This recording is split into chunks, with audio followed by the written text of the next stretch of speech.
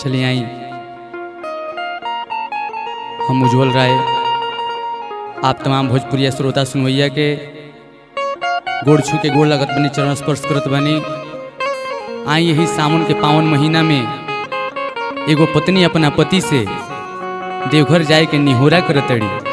आ कौना भाव से कहतड़ी केरी हम के धरा दी सैया देव घर के गाड़ी जाइब बाबा नगरिया न कि हम के धरा दी सैया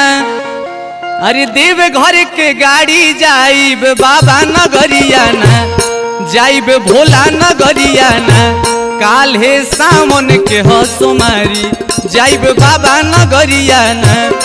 काल है सावन के हसुमारी जाइब बाबा नगरिया न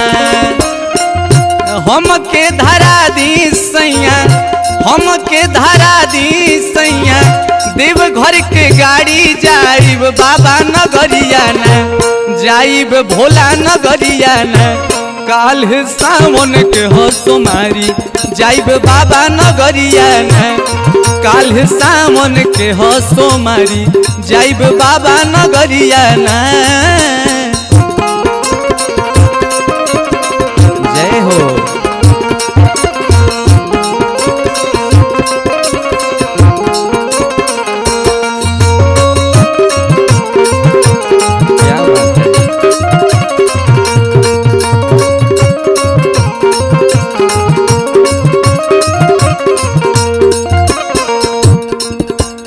अरे हम तो कहब सैया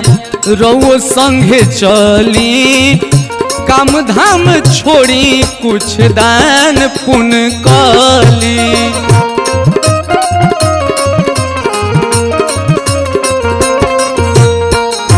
हम तो कहब सैया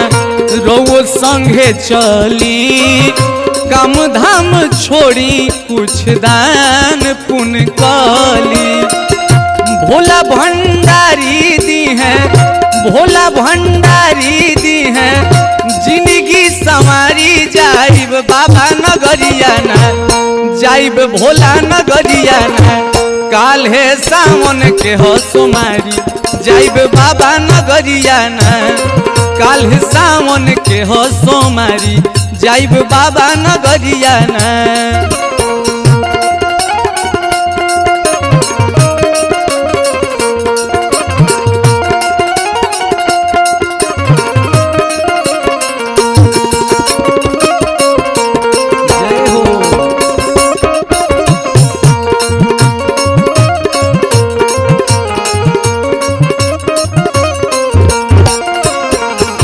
ननदो के दुल्हा मांगब सासू जी के नाती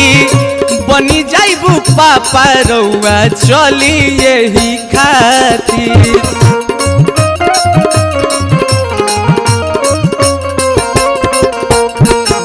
ननदो के दुल्हा मांगब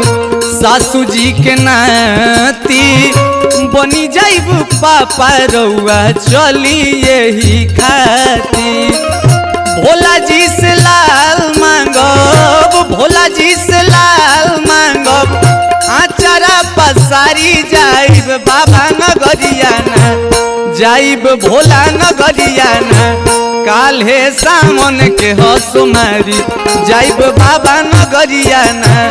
काल है सावन के हसुमारी जाइब बाबा नगरिया न काल है सावन के हसुमारी